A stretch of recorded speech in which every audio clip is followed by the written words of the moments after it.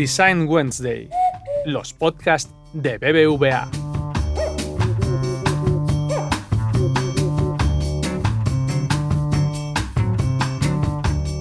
Nuestra relación con el diseño, como diseñadores, tiene varias dimensiones. Por un lado, nuestro trabajo del día a día, luego lo que podamos hacer por nuestra cuenta, como los side projects, el contenido académico que podamos impartir o consumir, y luego hay una cuarta pata, que es la comunidad de diseño. Hablamos mucho de la comunidad de diseño en el podcast, lo sé, pero como un ente abstracto que está siempre presente, con el que parece incluso que tenemos cierta responsabilidad y no queda muy claro qué es ni para qué sirve.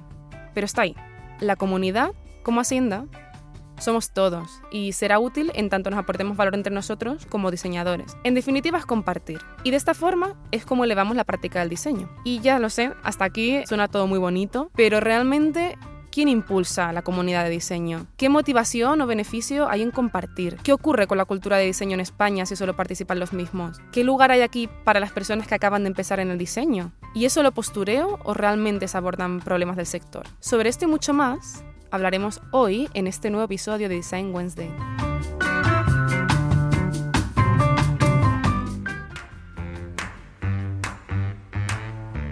Bienvenidos. Este es un nuevo episodio de Design Wednesday en podcast. Yo soy Eider y ya estoy en el estudio otra vez con María. ¿Qué tal? Ya echaba de menos estar aquí contigo otra vez. Hola Eider, qué bien que vuelvas al estudio. Bueno, aclaramos a nuestros oyentes que en realidad veo a María casi todos los días porque somos compañeras de equipo de trabajo, pero Así bueno, es. Como que septiembre se me ha quedado ya muy lejos. Han pasado muchas cosas. Eso es, mira, justamente vino Fabiola desde México para grabar aquí en el estudio el mes pasado, que fue un episodio además precioso. Y bueno, y adelantamos además que este es el último episodio de la temporada, volveremos en enero, así que eso también lo hace bastante especial. Que también se agradece. Total. Y es que no podríamos cerrar de mejor forma que con los invitados que traemos hoy, que en principio, nos iban a acompañar Miguel Leiro y Joel Blanco. Pero hay una baja hoy de repente. Hemos tenido una baja de última hora. Joel ha tenido que abandonarnos, nos ha cambiado por un McDonald's, pero tenemos aquí a Miguel. ¿Cómo estás, Miguel? ¿Qué tal? Hola, encantado de estar aquí. Que nos hace mucha ilusión tenerte por aquí. Eso es. Ambos son diseñadores de producto, comisarios y también comparten una procedencia gallega. La verdad es que tenéis bastantes cosas en común, ¿no? A nivel personal y a nivel profesional, pero a la vez sois bastante diferentes, sobre todo en la forma que tenéis cada uno de crear vuestras narrativas y diseños, yo creo, ¿no? Que creo que también es parte del éxito que tenéis como tándem, que os equilibráis muy bien, ¿no? Y de hecho, compartís un proyecto juntos, del que sois fundadores, y es una de las razones por las que os hemos invitado, para que nos habléis un poco nos hables de la Bienal de Diseño Mayrit. Mayrit es una bienal de diseño y arquitectura cuyo principal objetivo es de generar una plataforma de apoyo para nuevos talentos, tanto en Madrid como por toda España, y de fomentar nuevas formas de entender la evolución y el desarrollo de la disciplina del diseño contemporáneo. ¿Cómo nace esto? Pues Mayrit nace justo antes de yo tener más relación con Joel, en realidad, pero nace más en base a una colaboración que tengo aún, que también es socio nuestro, con un diseñador gráfico que se llama Víctor Clemente. Uh-huh. Y este festival nació en 2020 y empezamos a trabajar en ello a finales de 2019, cuando vimos una real necesidad, no solo nuestra como profesionales, sino de otras personas del gremio y amigos, amigas, de encontrar una plataforma de apoyo real que pudiese servirles como un lugar de exposición, un lugar de intercambio y una forma también nueva de entender también las nuevas formas de entender el diseño, ¿no? Y nuevas maneras de también exponerlo y de acercarse al público, ¿no? Entonces, a finales de 2019 nos concedieron una ayuda de la Injuve y con esa ayuda pudimos desarrollar un humilde festival de diseño joven, que fueron 10 actividades en 10 días, y a partir de ahí fue cuando el proyecto despegó, nos fue bastante bien con la prensa y también gracias a ello nos permitió durante el COVID, porque al final el primer Mayrit lo celebramos un mes antes del COVID, nos permitió esta primera edición dar este salto y durante el COVID reflexionar de qué manera nos interesa generar cultura y generar plataformas culturales. ¿Qué sucede? Que también al tener este tiempo de reflexión y este tiempo de pausa, nos ayudó a entender que al final teníamos otros objetivos también, que era más relacionado con la investigación y con la pedagogía, lo cual nos limitaba mucho este pensamiento de festival. ¿Por qué? Porque al final un festival tú tienes que organizarlo, producirlo, realizar la actividad y luego ya al acabar ponerse a pensar en la próxima, ¿no? No hay ese espacio de reflexión y de pensamiento. Mientras que al trabajar en un modelo de bienal te obliga en cierto modo a tener ese año de intermedio para organizar, para trabajar con profesionales, que es un poco lo que hacemos ahora, que en vez de solamente plantear las actividades como eventos sueltos que no tienen que ver el uno con el otro, trabajamos con un perfil de investigación que realiza lo que es un marco teórico, una temática, y a partir de esa temática contactamos con un grupo de profesionales comisarios que puedan, de ese modo, responder a esa temática y proponer exposiciones generalmente institucionales o actividades institucionales que podemos proponer a museos. Y luego, aparte, nuestro propio equipo de Mayrit, del que conforma Joel como director curatorial, se encarga de trabajar con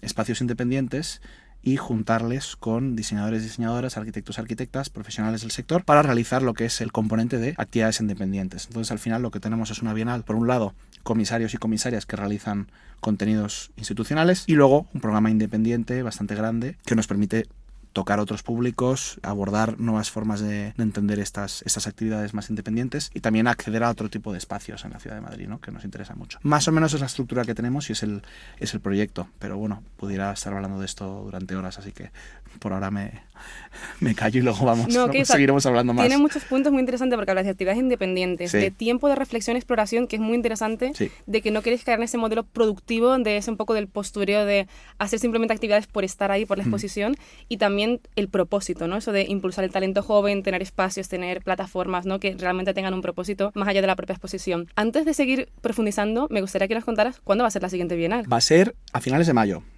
Inauguraremos como el 22-23 de mayo, así que ahí os espero. Será muy divertido y durará, pues, depende de cada exposición, habrá una duración u otra, pero lo que tendremos es básicamente una semana, 7 días muy intensos de programa público, que básicamente programa público significa talleres, ponencias y charlas, espacios donde el público general puede participar abiertamente, inauguraciones a exposiciones, tanto institucionales como independientes, y todo tipo de visitas guiadas, ¿no? Y fiestas, evidentemente, porque estamos en Madrid y así funciona la cultura a veces es parte en Madrid. Cultural, totalmente. Es una manifestación cultural la fiesta en España, es es patrimonio. Entonces serán esos 7 días más intensos en donde invitamos a gente de toda la península y de fuera de dedicar unos días a nuestra programación, y luego cada exposición o cada actividad más expositiva, en cierto modo, tendrá su propia duración. Tenemos exposiciones que estarán abiertas hasta septiembre, otras que cerrarán en julio y algunas cosas que incluso serán efímeras y solo durarán 2 días o incluso un día. Entonces, por eso nos interesa mucho condensar la programación en una semana para que la gente sepa en qué fechas deberían estar atentos y deberían venir, y si alguien se queda rezagado o lo que sea, pues tendremos exposiciones con horarios diversos, ¿no? Y esos horarios pues tendrán que ver en nuestra web y en Instagram cómo acceder a ciertos espacios, pero la intención general es que durante esta misma semana esté todo abierto y abierto al público y que puedan interactuar de distintos niveles, ¿no? Con nosotros y con nuestra programación. Qué guay. Aquí quería dar un paso atrás, porque al final el tema de este episodio es la comunidad de diseño, ¿no? Y Mayrit precisamente forma parte de esa comunidad de diseño y es una propuesta que, bueno, ahora veremos más adelante. Es interesante por este punto joven, más retador, más emergente, ¿no? Y yo te quiero preguntar, como partícipe de la propia comunidad de diseño y también una persona que forma parte de la propuesta que es la comunidad de diseño, ¿qué es para ti la comunidad de diseño realmente? Porque suena como un ente muy abstracto, que es como, ahí está, tenemos que participar de ello, tenemos como incluso cierta responsabilidad los diseñadores, pero es como, ¿qué es? Para mí, particularmente en mi trabajo, el concepto de la comunidad de diseño para mí se puede entender muy bien con la metáfora de unas raíces, ¿no? Unas raíces que fundamentan algo. Esas raíces luego van creciendo y se van transformando para luego desarrollar otro tipo de materializaciones, en cierto modo, ¿no? Es decir, muchos diseñadores que a mí me interesan mucho de la época del diseño radical italiano, por ejemplo, hablan del diseño radical como una cosa transgresora y rompedora, pero a la vez esta búsqueda de crear algo radical y rompedor nace de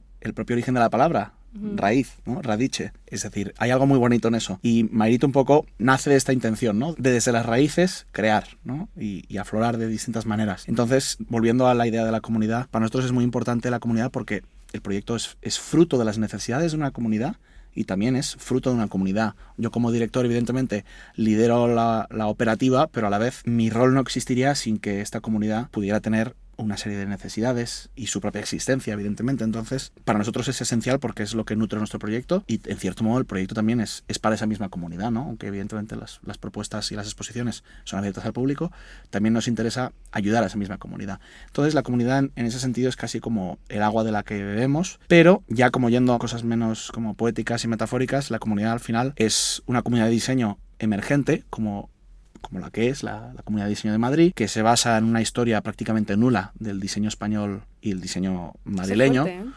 Prácticamente Siendo nula. la capital de España. Sí. Y justo el hecho de no tener esa historia es lo que hace que esta comunidad sea tan especial. Porque muchos de los perfiles en Madrid comparten esta intención y estas ganas de relacionarse y estas ganas de trabajar en conjunto y de crear en conjunto. Mientras que a lo mejor otros lugares que han estado más sujetos a un proceso de industrialización o más cercanos a Francia al final, que son el País Vasco y Cataluña, sí tienen este patrimonio y esta historia, ¿no? De la que se pueden nutrir y pueden crear. Pero eso también es un precedente, ¿no? Y ese precedente a veces puede ser bueno y otras veces puede ser malo. Y creo que la ausencia de un precedente en Madrid es justo el superpoder que tiene como un contexto y como una comunidad, que es lo que lo permite aflorar de distintas maneras y buscar una nueva identidad y una nueva forma de comunicarse hacia el mundo. Un en blanco realmente, ¿no? Justo. Entonces, eso me parece realmente fascinante porque es parte del reto que tenemos nosotros, ¿no? Es parte también de lo que nos hace querer seguir trabajando y seguir esforzándonos de la manera que lo hacemos en el proyecto. Porque si ya tuviéramos este antecedente, si estuviéramos en París, en Milán, en Nueva York, o incluso a lo mejor en Barcelona, a lo mejor no tendría tanto sentido el proyecto porque dirías, esto ya lo hicieron hace 20 años, ¿qué vamos a hacer nosotros que sea distinto o nuevo, ¿no? Y que no parece que estemos copiando a alguien, sino que hemos buscado desde esta ausencia rellenar o crear, ¿no? Una aportación. No decimos que Mayrit es todo, no es el diseño en Madrid, porque hay muchas otras formas de entender el diseño en la capital, pero nos hemos posicionado como esta propuesta un poco más joven, más experimental y que ofrece una forma distinta de entender el sector. Y también al final porque las necesidades que tiene Madrid precisamente son distintas que las que tiene pues eso, Valencia, Barcelona, que eso es un poco lo interesante, ¿no? De que trabajáis desde una necesidad, desde un problema, pero hay mucho también en la comunidad de diseño que yo lo siento así, al menos, a ver, hay un montón de conferencias, Sara, que hablábamos antes, charlas, blogs, podcasts, conferencias, tal, que son, para mí al menos, puro postureo y como con la intencionalidad de posicionamiento de personas concretas o incluso de empresas, y al menos yo personalmente, que tampoco llevo tanto en el mundo del diseño, me cuesta mucho conectar con eso, ¿no? ¿Tú eso cómo lo ves? Yo lo veo como un proceso de aprendizaje, porque cuando una persona es joven y creo que entra en el sector, le parece que cualquier evento está bien y que cualquier cosa mola y que cualquier cosa es interesante, ¿no? Y según vas haciéndote mayor y entendiendo cómo funcionan los intereses, ¿no? Los grupos de interés, las marcas, los influencers, las agencias, todo este universo y entramado, empiezas a entender que el diseño se convierte en una herramienta para ellos, ¿no? Que utilizan como palanca para hacerse el guay o ser interesante, cuando en realidad no existe esa apuesta a largo plazo, ¿no? Que es lo que todos buscamos, ¿no? Vivir de esto, que es muy difícil en este país, en mi opinión. Entonces, creo que tienes totalmente razón, ¿no? De lo difícil que puede ser cuando llegas a tener una capacidad más crítica o más objetiva de la realidad o del sector, acceder a estos eventos porque ves qué es lo que hay detrás, ¿no? Y detrás muchas veces no hay nada. Y eso da mucha pena porque hay tantas personas tan maravillosas, tan inteligentes que están dispuestos a luchar y a hacer llegar nuevas ideas, nuevas propuestas que a veces no salen a la luz, ¿no? Y eso es una pena y empatizo mucho contigo, aunque sí es verdad que yo confieso que he sido parte de ese postureo también, porque a veces también es necesario para poder sobrevivir como proyecto. Yo lo admito abiertamente porque me da pena, pero es real en el lugar donde estamos, ¿no? Esto me recuerda, claro, que tanto tú como Joel habéis estudiado fuera, has estudiado en el Instituto Pratt de Nueva York, y eso me lleva también a preguntarte si crees que en España no está consolidada la cultura del diseño en comparación con otros países o tu experiencia, por ejemplo, en Estados Unidos. Sí, bueno, en mi caso es particular porque yo me crié en Estados Unidos, entonces yo también soy como mi persona. Es como media americana, aunque no tenga pasaporte, pero por diversos temas. Yo me crié en Estados Unidos, entonces yo he vivido ahí casi 15 años. Entonces, mucha de mi forma de ser y mi forma de entender el diseño viene de esa mentalidad más americana, más neoliberal, que a la vez me río de ella abiertamente, ¿no? Porque según me voy haciendo más mayor, voy entendiendo, ¿no? Los motivos que tenemos de tomar ciertas decisiones o de comportarnos de alguna manera u otra, ¿no? Entonces voy cada vez distanciándome un poco más de esa visión más americana del diseño, ¿no? Y la implementación del diseño en organizaciones y en marcas. Y en relación a eso también, cuando yo estaba estudiando, siempre quise volver a España y volver a Europa, porque mi forma de entender el diseño, mi forma de entender la cultura del diseño está mucho más relacionada con la realidad europea, ¿no? El modelo italiano, el modelo francés, el español que está desarrollándose actualmente y que siempre me ha interesado. Y yo particularmente siempre me he sentido muy identificado con lo que sucedía en Italia. A lo mejor no tanto ahora porque ya vivimos en un mundo más conectado en donde es muy difícil entender como un movimiento de diseño como localizado, aunque muchas personas están yendo cada vez más a Holanda, que sí es verdad que es como el principal último movimiento que ha habido, pero yo creo que esta nueva interacción, ¿no? Entre países, entre profesionales, le ha permitido a España también entrar en otros mercados, ¿no? Y también, por el lado negativo, también homogeneizar un poco el discurso. Y esa homogenización a veces es peligrosa porque te conviertes en un partícipe de ideas vacías, ¿no? De ideas que no tienen nada de trascendencia ni ideas que tengan nada de implicación con un contexto. Que no aportas nada más. Justo. Entonces veo que la identidad del diseño español actual está muy ligada a sus figuras históricas, las pocas que han habido, ¿no? De lo que es un poco los 50 y 60, los 2 o 3 diseñadores que habían, que son magníficos, y luego ya el movimiento de los años 80, ¿no? De la llegada de las Olimpiadas a Barcelona, toda esa explosión que hubo de hay que hacer bares de diseño, ¿no? O sea, si tú vas, es gracioso porque si tú vas caminando por Barcelona, ves claramente esta intención más moderna que había en Cataluña de decir, vamos a contratar a diseñadores para realizar propuestas contemporáneas, mientras que vas a Madrid, el único sitio donde queremos ir en Madrid son las tascas de los años 70, que son como cutres, pero que nos transmiten mucha energía, ¿no? Y mucha personalidad. Entonces, hay algo que me hace gracia y que creo que explica bastante bien la diferencia que ves entre una ciudad y otra, ¿no? Y la historia que hay del diseño y de esta idea de proyectar, ¿no? De este concepto de proyectar y de crear cosas nuevas, mientras que en Madrid es un poco como la nostalgia por el pasado, pero que tampoco es nostalgia, es como sentirse bien, sentirse cómodo, ¿no? Sentirse bien en un lugar y socialmente aceptado. Entonces yo creo que después de esta chapa, mi forma de entender el diseño español es, por un lado, como muy ligado a su pasado reciente y limitado, que son pues esa franja de los años 80 y 90, y luego otra parte, que yo me siento también partícipe y culpable, ¿no? Que se nutre de lo que está pasando en otros países, ¿no? Por ejemplo, Holanda actualmente es como el país más trendy para el diseño, ¿no? Estados Unidos, para un tipo de diseño también específico, también está siendo muy importante para lo que son consultorías de diseño, el tema UX, ¿no? Todo el modelo americano de Frog, IDEO, esas consultorías. Pero luego está, pues eso, esos ejemplos más recientes, ¿no? De lo que es todas las escuelas de pensamiento en Holanda, Eindhoven, que es donde estudió Joel. Eso te iba a decir, ahí estuvo Joel. Sí. Justo, entonces, esos son entidades que inspiran mucho y que muchos profesionales en España se nutren. Entonces yo creo que estamos en un momento muy especial en donde debemos dar un paso atrás y decir, vale, ¿cuál es nuestro mensaje? ¿Cuál es nuestra identidad, nuestra forma de trabajar?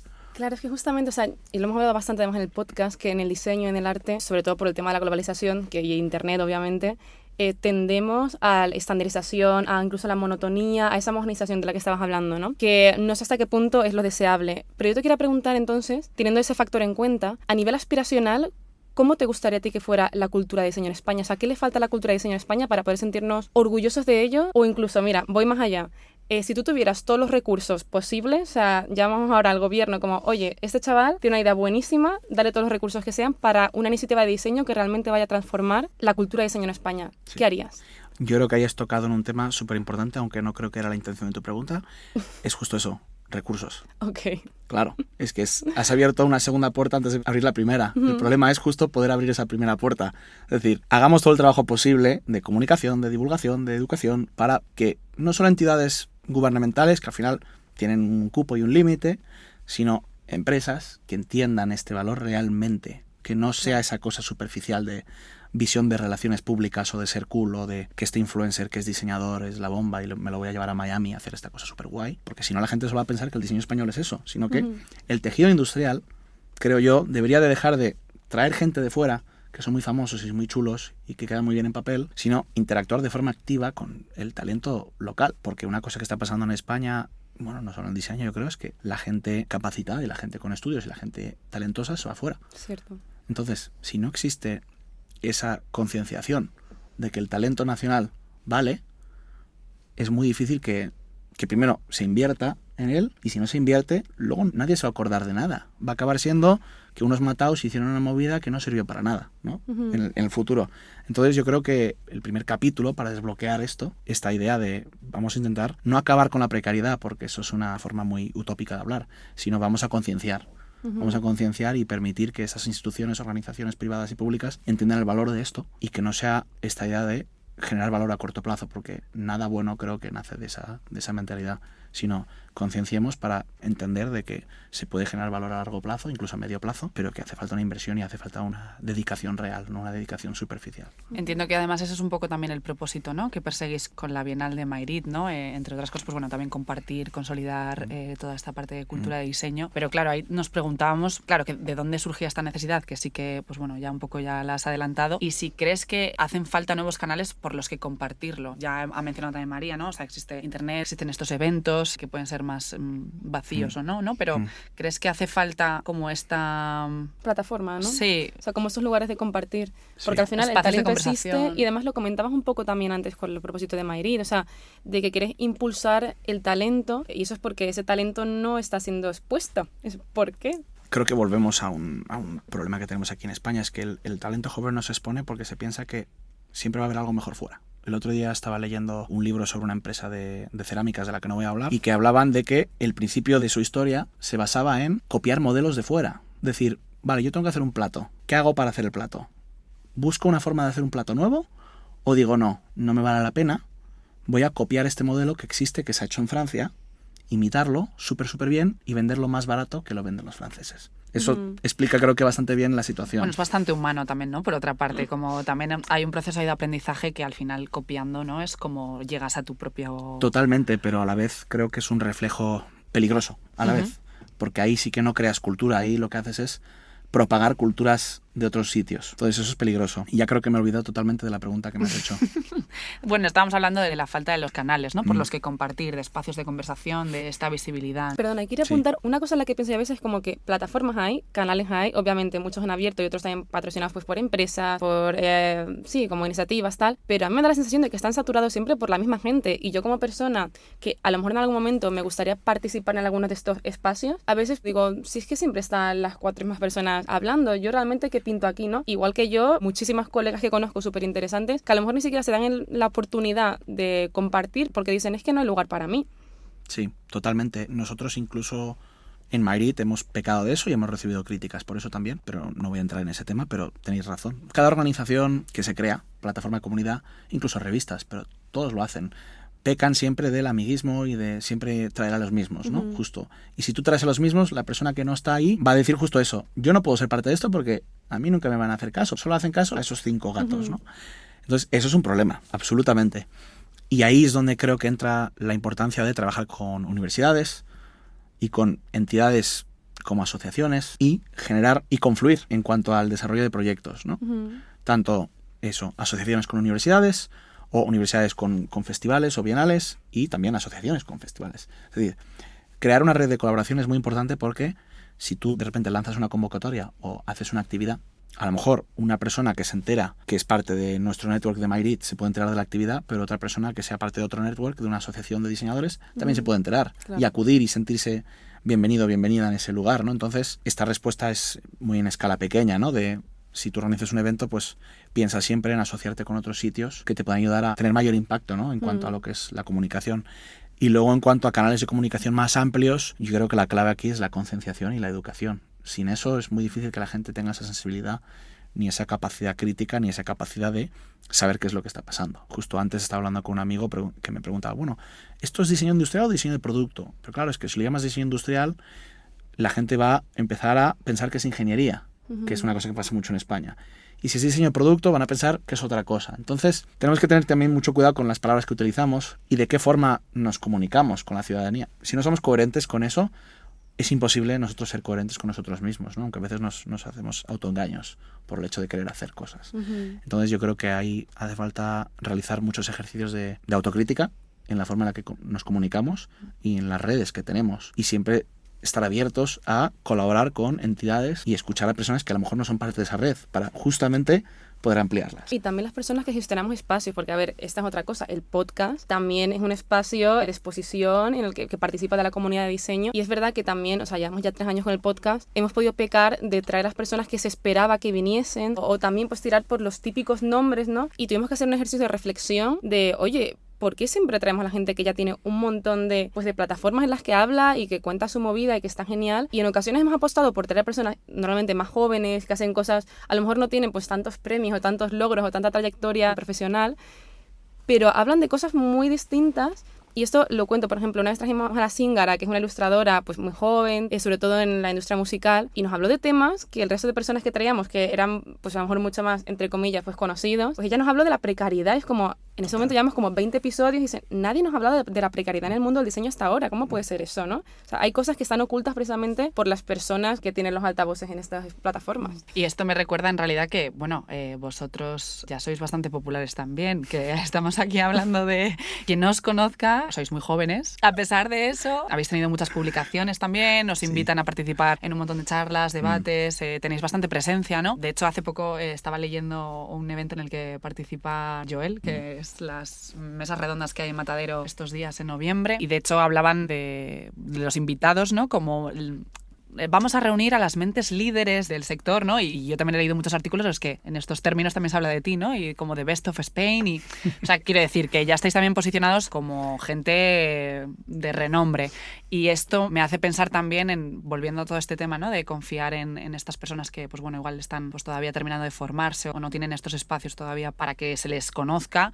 ¿Cómo habéis conseguido vosotros haceros ese hueco? O sea, ¿cómo os habéis iniciado en esto? ¿Y cómo habéis acabado posicionándoos en la mente de las personas como estos líderes, ¿no? Que se os dice en todos estos medios. Sí, yo creo que la clave que compartimos todos el equipo de Myrit, que al final es compromiso y dedicación y trabajo. O sea, al final nadie te va a regalar nada. Siempre pueden haber momentos donde la gente pueda pensar más o menos que estés enchufada porque conoces a esta persona o no. Pero eso puede servirte, este pensamiento, para una acción o para una actividad más a corto plazo. Pero a largo plazo lo más importante para que la gente luego empiece de verdad a reconocerte es el trabajo, porque tú puedes hacer una cosa una vez, pero hacerla 2 veces es más difícil, hacerla 3 también. Entonces, al menos eso es lo que nos gusta pensar a nosotros, ¿no? Es que al final el trabajo es lo que nos va a ayudar a seguir, ¿no? No va a ser porque conoces a fulanito o conoces a fulanita, sino que al final el trabajo es lo que te permite seguir. Y si la gente empieza a ver que estás haciendo un proyecto y que ese proyecto crece y avanza, ahí es cuando te empiezan a reconocer, porque ven que eres consistente con lo que dices y con lo que haces y que buscas darle mayor seguimiento. Y luego a nivel como diseñador profesional, pues un poco más o menos es lo mismo. Como diseñador veo que también la gente te empieza a reconocer porque ves que has sobrevivido, volviendo a la precariedad, ¿no? Eso es muy interesante. Sí. Porque al final de conferencias no se comen. Yo lo hablé con un diseñador una vez cuando yo estaba empezando y me dijo, tú date unos 5 años, luego ya podrás empezar a vivir de esto, como autónomo, como diseñador autónomo. Y yo creo que acertó bastante. Es muy de esta idea de tienes que tener ese fuelle y en muchos sentidos también apoyo de tus padres, apoyo de otras entidades o lo que sea. Hay que ser súper claro sobre este tema para tener esa paciencia y recursos para poder seguir. Y eso es una pena porque mucha gente que muy capacitada se queda fuera, ¿no? Y tienen que decidir hacer otras cosas, dedicarse a otras cosas. Entonces da mucha pena porque hay gente muy talentosa que no tiene esa suerte, ese privilegio de mantenerse en el sector de forma autónoma para poder considerarse diseñador independiente, que requiere de un tiempo bastante largo para poder seguir ahí. Y ya cuando estés ahí, puedas empezar a mantenerte, es cuando te empiezan a reconocer, pero lo que reconocen, en mi opinión, es su capacidad de supervivencia, de resistir, ¿no? Que también digo que hay gente muy talentosa, pero a la vez yo lo veo también que hay un filtro que es, en realidad, el hecho de estar, que ya es mucho. Entonces... Y eso también me imagino que no ayuda mucho que la cultura del diseño en España avance, porque no sé, a nivel de precariedad o de dificultades, pues precisamente pues para poder vivir de ello, ¿cómo está el resto de países? ¿Estamos al mismo punto? ¿Estamos todavía en un punto que no se valora lo suficiente? No sé cómo lo ves. Hombre, tenemos suerte que estamos en Europa. O sea, si estuviéramos en Marruecos ahora mismo, ni siquiera estaríamos haciendo esto. O sea, tenemos que también contextualizar y también decir que tenemos mucho privilegio en relación a otros países. Pero claro, esto no es Japón, no es Francia, no es Alemania, no es Italia, no es Inglaterra. La lista puede continuar, no es Estados Unidos.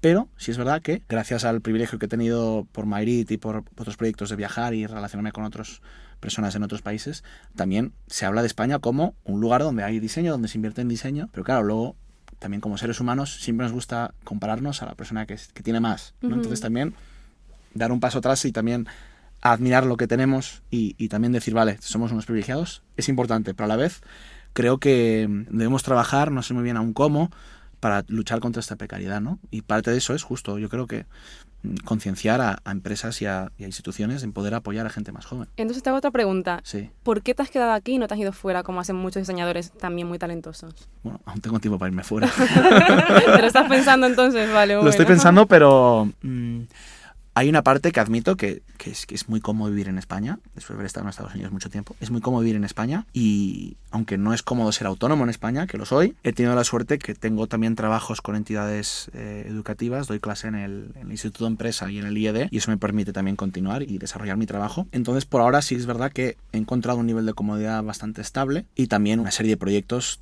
como Myrit, de los cuales necesito nutrir y requieren de mi tiempo para que puedan sobrevivir y mantenerse. Pero sí es verdad que ya he empezado a abrir caminos en otros países, pero a la vez, volviendo a lo que es el contexto español, creo que España aún necesita muchos empujones, ¿no? Para seguir avanzando, ¿no? Y me divierte esa, no responsabilidad, porque no es una responsabilidad mía, sino de un tejido, pero me divierte la responsabilidad de poder crear ese tejido y aportar a ese tejido esas ganas de hacer, ¿no? Y esas ganas de seguir trabajando. Bueno, cambiando un poco de tema, vuestra perspectiva del diseño sí que es como agente transformador de la sociedad y tiene, que al final eso tiene implícito un compromiso, porque bueno, estas aportaciones e innovaciones pueden generar cambios relevantes en comunidades, en entornos, ¿no? Pero claro, ¿de qué tipo de compromiso estamos hablando y hasta qué punto creéis que tenemos responsabilidad los diseñadores en la sociedad? Yo creo que, dado que el diseño está cambiando a una velocidad tan bestia, o sea, ya desde la revolución digital el diseño ha cambiado muchísimo, con nuevas formas de entender el diseño como el diseño social, el diseño estratégico, el diseño UX, como tantos otros ejemplos. Creo que yo me quedo más por la parte de el rol del diseño de, por un lado, afectar nuestra forma de entender nuestros entornos y de ser y tener esta capacidad también mayor de entender nuestra capacidad de poder transformar nuestros entornos, pero luego a la vez, más pensando desde el individuo, pensar sobre la importancia del diseño en nuestra propia forma de comportarnos, en nuestra propia forma de generar nuestra propia identidad. No voy a citar aquí escritores porque se me suele dar mal y siempre acabo haciendo mal, pero hay muchos escritores teóricos que hablan de que la última revolución en el diseño es el diseño de uno mismo, de nuestras propias identidades, ¿no? Yo me he visto por la mañana de una manera porque quiero aparentar ser de una manera, aunque luego yo me sienta cómodo. Yo tengo una cuenta de Instagram. ¿Qué hago con esa cuenta? Todo el mundo habla de curating Instagrams y todo esto, pero al final es un Instagram que tú te diseñas de una manera para que se te entienda de una manera, o que tú puedas acceder a otro grupo social porque se te entiende de esa manera, porque eso era tu idea. Entonces, creo que hay un empoderamiento del individuo desde el diseño, pasa que tampoco se comunica de esa manera, que a mí me parece súper interesante. En Mayrit no hablamos activamente de eso, pero creo que es una cosa muy transformadora y que lo estamos viendo. Desde luego que el mundo de la moda nos ha abierto este universo de una forma que da incluso miedo, ¿no? Con cosas como Instagram, TikTok y estas transformaciones que están existiendo.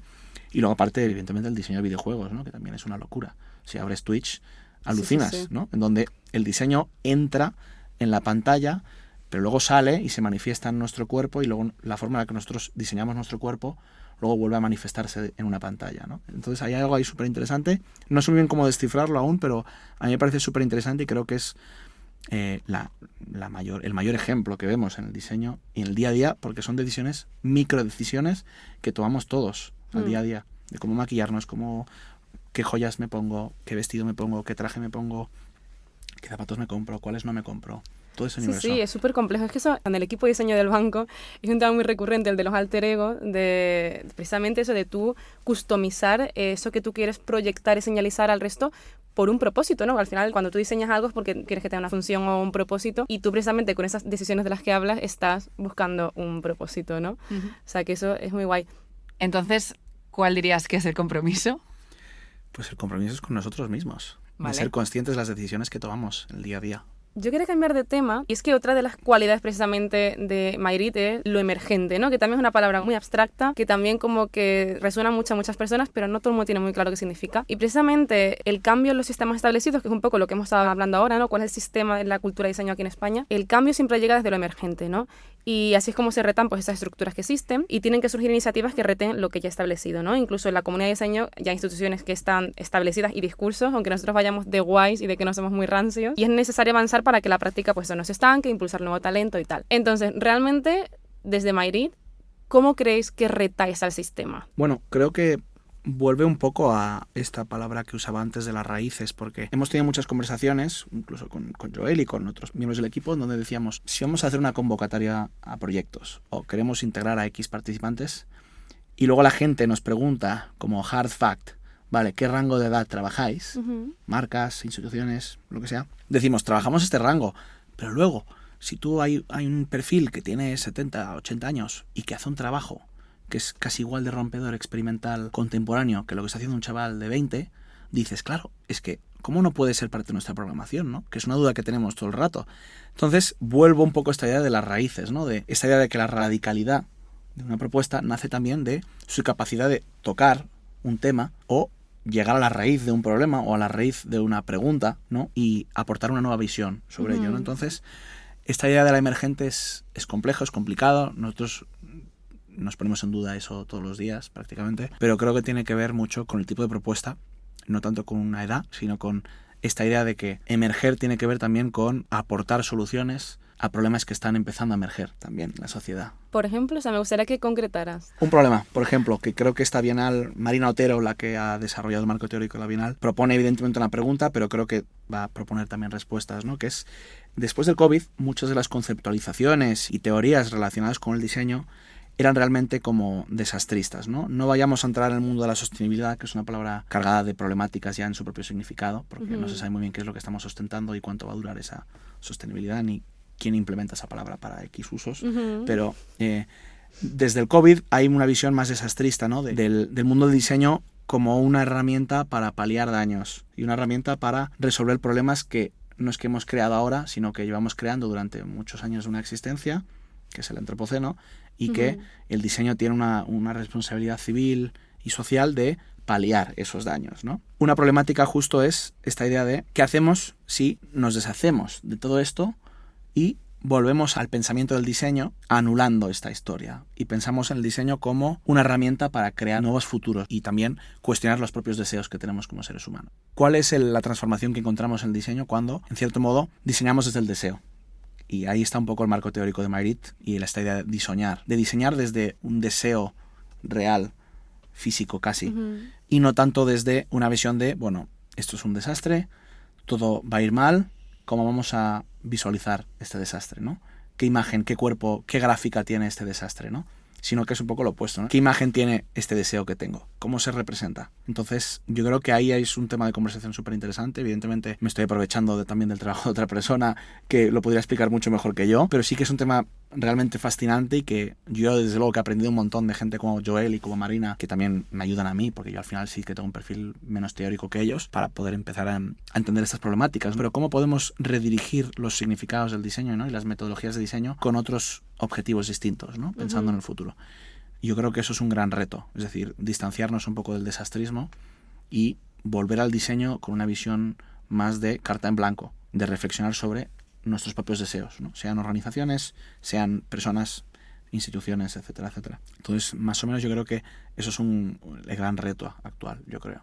Aún así, es que me queda un poco la duda, perdona por ser quisquillosa, pero cuando surgen iniciativas, simplemente por el hecho de ser nuevas, como que hablamos de que son emergentes o que son pues más independientes y tal, pero siempre me pregunto si simplemente están formando parte de lo que ya es el sistema de por sí, cómo realmente estás rompiendo con lo que ya se hace, porque estás hablando de diseño especulativo, por ejemplo, aquí en el podcast han venido bastantes personas a hablar de diseño especulativo, por ejemplo, Steph Silva, vino también José de la O, desde perspectivas distintas, ¿vale? A lo mejor más estratégica, pues corporativa, otra más bien pues más artística, como José de la O, pero ¿dónde está ese punto de quiero hacer las cosas distintas? O sea, realmente una iniciativa concreta que hayas hecho y hayas dicho, wow, esto que hemos hecho, por ejemplo, en la Bienal de 2020, esto que hemos hecho realmente es innovador y no se está haciendo. ¿En nuestro proyecto o como algo que yo haya visto?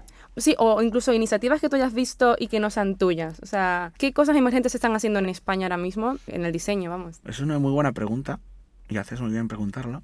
Y no sé si tengo la respuesta actualmente, pero me encanta la pregunta porque mi cerebro empieza como a preguntarse cosas. A preguntarse cosas sobre mí mismo, claro, poner a mí en cuestión, que me encanta. O sea, yo intento hacer eso todos los días, dentro de lo que pueda.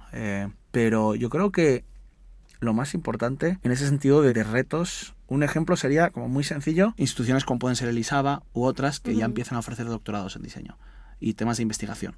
Porque ¿qué pasa con la investigación? Es que tú, al distanciarte, la propia palabra academia, etimológicamente, implica también que te distancias de un contexto, ¿no? Entra y abre un expediente para, por un lado, la hiperespecialización, pero por otro lado también la propia capacidad de teorizar y de generar propuestas teóricas y también relacionarte a nivel investigativo con otros investigadores de otros campos, ¿no? Como pueden ser las ciencias aplicadas, la ingeniería, etcétera, etcétera. Entonces, yo creo que a mí lo que más me ha gustado últimamente de ver es que entidades educativas, el mayor ejemplo en mi opinión es el ISABA, la oferta que ellos tienen de docencia y de doctorados es súper interesante porque yo creo que por ahí es donde empieza la transformación real, la capacidad de entidades educativas de, primero, tener doctores en el sector que se dediquen a ello y luego gente que se está doctorando que trabaja en la investigación pero que luego buscan implementar esas propias investigaciones y que colaboran con empresas y con otras entidades potencialmente de ingeniería o científicas que buscan ese pensamiento, esa forma de pensar para luego poder aplicarlo, ¿no? Porque uno de los problemas de la academia es justo eso, de que está muy lejos de la sociedad y que se distancia de un problema para poder analizarlo. Pero claro, luego la clave es eso, implementar lo que a mí me está costando ver justo, que tienes razón y haces bien en hacer esa pregunta, es esa implementación, ¿no? La implementación que estoy viendo que a mí me está gustando últimamente es la implementación de perfiles equiparados en tratar de resolver esos grandes problemas, ¿no? Como pueden ser esas instituciones educativas. Entonces, no sé si eso te sirve como respuesta. Sí, totalmente. Sí. Bueno, al final del podcast siempre preguntamos a los invitados sobre un problema que existe en el sector, que de hecho antes ya has mencionado alguna cosa por encima y del que no se habla suficiente, ¿no? Que han sido los temas que han salido han sido muy diversos con todos los invitados y muchas veces además se repiten, ¿no? Pero bueno, hay de todo. Para ti, ¿cuál es el problema que crees que hay encima de la mesa y que no se está abordando? El principal problema creo que es un problema de comunicación, que es el siguiente. Un diseñador no puede coger el teléfono, llamar a su abuela y explicarle a la abuela a qué se dedica y que su abuela le entienda. Literal. Entonces, eso es un problema evidentemente 100% de comunicación, que no sé si se podría extender a un problema de diseño como tal, pero veo que hay un problema bastante grave justo en eso, ¿no? Podría ser un reto de diseño de por sí, ¿no? Es un reto de diseño de por sí, un diseño de comunicación, ¿no? Un diseño de un sistema de comunicación y una forma de abordar ese reto, porque ese es el gran ejemplo, ¿no? De poder hablar con una persona por teléfono y decir, yo soy diseñador. Y esa persona va a decir, ¿pero qué es eso? ¿Haces ordenadores? No. O diseñador industrial, y una persona te pregunta, ¿diseñas máquinas? Que me ha pasado a mí en comidas familiares, ¿no? Todos tenemos que hacer un poco ese ejercicio de comidas familiares de cuando estás hablando con la familia y todos preguntan, ¿qué tal estás? ¿A qué te dedicas? Tal, ¿qué vas a estudiar? Diseño de producto, y se quedan en blanco, ¿no? Entonces, el reto es que eso no pase, que no se queden tus tíos o tus padrinos, sobrinos en blanco, ¿no? Que sepan más o menos, con más o menos yo creo que ya me llega, que se entienda qué es lo que es, ¿no? La disciplina. Y luego las distintas vertientes, que si entramos en las vertientes ya es un caos porque cada día yo creo que nace una vertiente nueva del diseño, ¿no? Pero yo creo que el principal reto es ese, ¿no? Que se empieza a entender qué es lo que es, ¿no? A lo que nos dedicamos. Ok. Sí. Bueno, ya hemos terminado la parte principal del episodio, de la conversación que tenemos contigo, pero para terminar también nos gusta conocer al invitado pues más personalmente, qué cosas te inquietan, qué te gusta, qué no te gusta, ¿no? Y bueno, simplemente son unas preguntas rápidas, responde pues como vayas viendo y sin darle mucha vuelta. Y en primer lugar te voy a preguntar, ¿cuál fue el último libro que leíste? Pues mira, es de diseño porque me lo leí, pero me lo estuve releyendo ahora para una conferencia que tuve que dar. Es un libro de Willem Flusser, que es un filósofo, y escribió un libro literalmente titulado Filosofía del diseño. Y es muy bonito, la verdad. Cuestiona muchos temas, desde luego. Para aquellos fans de diseño lo recomiendo un montón. ¿Recomiendas? Willem con W, Willem Flusser. ¿Y de grupos de música que estés escuchando últimamente? Pues mira, esta respuesta ya es un poco algo más rara. En la última semana he estado escuchando muchísimos corridos tumbados. Peso Pluma obviamente Bueno, es el rey, pero está muy de moda. hay muchos otros. Pero mi gran obsesión, que entretiene mucho a mis amigos, es la música funk brasileña. Y dentro de la funk hay como muchos subgéneros. Y hay uno que se llama Proibidão, que nace de las favelas de Sao Paulo. Y es una música entre como funky brasileño, rap hip hop con como electrónica holandesa. Es rarísima la música, pero me parece súper contemporánea y como súper futurista. No quiere decir que es la mejor cosa que escucharéis en vuestra vida, pero desde luego que es interesante. Y es lo que he estado escuchando bastante obsesivamente por como 1 año y medio o así. Qué cool, pues mira, justamente voy a hacer yo una recomendación porque hay un canal de YouTube que hace unas pinchadas muy guays de mezclas también como de funk, latinoamericano y tal, que se llama My Analog Journal, M-A-J. Lo pondremos en la referencia. Y también impresionante, lo recomiendo muchísimo. Y obviamente siempre está todas las referencias, que todo el mundo lo sabe ya. Y última pregunta, ¿qué crees que estarías haciendo si no fuera diseño? Mi padre quería que yo fuera arquitecto, pero es que nunca se me dan bien las estructuras. ¿Qué te gusta? Claro. O sea, ¿Qué me gustaría hacer? Mira, de pequeño, yo quería ser cantante, pero me falló la voz. de pequeño quería ser paleontólogo. Seguramente hubiera sido arqueólogo o paleontólogo, yo creo. O sea, paleontólogo dentro de la arqueología. A lo mejor arqueólogo, se diría. Ok, sí. esa es nueva, ¿eh? Esa es nueva, me alegro. Sí, sí. Todo el mundo quiere ser músico, no sabemos por qué, pero... Sí, de hecho, es que estaba pensando nuevamente en Joel porque acaba de sacar un grupo de música pop, ¿no? Sí, a ver, es un grupo que lleva trabajando con su colaborador Andrés casi 5 o 6 años. Para variar. Pero han cambiado de nombre, Y sí, yo también me podría dedicar a la música también y no me importaría, la verdad. Más por como deseos más infantiles y tal. Yo quería estudiar dinosaurios de pequeño, la verdad. Qué guay. Sí, sí. Pues nada, eso es todo. Le damos un saludo a Joel, que está en el McDonald's esperándonos. Total, muchas gracias por acompañarnos hoy, Miguel, que ha sido un placer, siempre es un gusto hablar contigo y además hacía mucho que no charlábamos un rato, así que ha sido muy bueno traerte al podcast, estar aquí un ratito contigo. Y nos despedimos de la temporada así, también nos despedimos de María, Que ha sido un placer tenerte también al otro lado del micro, amiga. Nos vemos por las oficinas, por supuesto, y por los bares también. Eso es, pues nada, son 3 años de podcast, este es mi último episodio y nada, ha sido un placer compartir con tantas personas este espacio, la verdad. Así que nada. Seguiremos viéndonos. Escuchando. Nos seguiremos escuchando ya el año que viene. Pues nada, muchísimas gracias y ya que estoy, pues feliz año nuevo.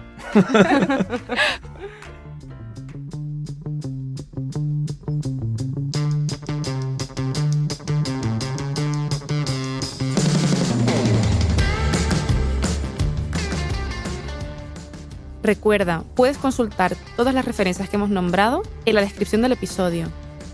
Si te ha gustado este capítulo, te animamos a suscribirte y recomendar Design Wednesday en tu plataforma de audio preferida, en redes sociales y, como no, a tus amigos.